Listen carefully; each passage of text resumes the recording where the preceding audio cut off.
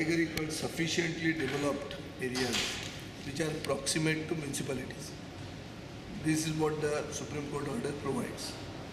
Under this, we had asked them to give us a breakup of the number of licenses in the talukas of Goa, which fall under the category of cluster towns, which are covered by the outline development plans which are applicable for those areas, and which are in village panchayats which are very close or proximate to municipal bodies, municipal corporations or municipal councils.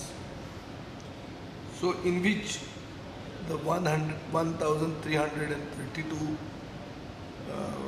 applications which are pending, we feel that around 1,021 today, by and large, fit in this category. Approximately, these are the approximate figures. So by and large, only around 300 licenses are left out, who also may have been overlooked for several reasons, like constitution of new PDAs. There has been an announcement of a MOPA PDA already, but areas which are coming within the domain of this MOPA PDA have not been counted as ODP areas at the moment. So those also may have to be covered. So we are keeping that by and large separate. In principle, we are clearing almost everything other than 311 approximate licenses. Others will be, we are recommending, the committee is recommending to the finance department for renewal.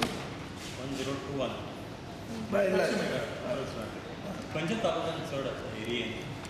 पळय तशें पळोवपाक गेलें जाल्यार साश्टीन cluster town म्हणटा ते 149 जाता. Ponda cluster town म्हणटा तातूंत 178 जाता.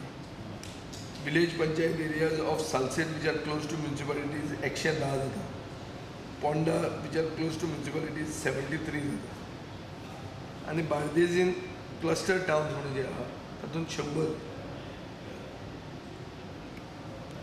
Today, the three-member committee met and took up the issue of what we are facing for the past 1 year.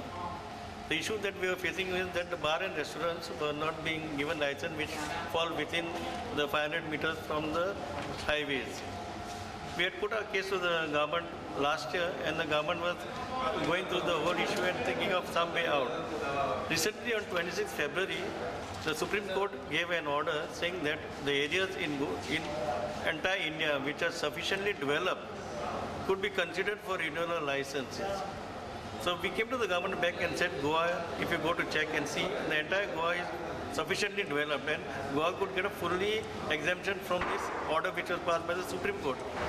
So at that time the three-member committee told us that they would look into the matter, take the opinion from the excise and the law department and accordingly announce whatever policy decision they would take again in this matter.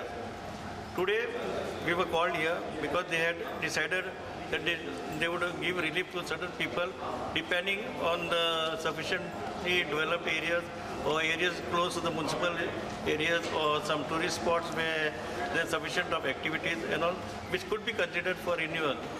So if you go to see, the total number of bars that are affected were 1,332.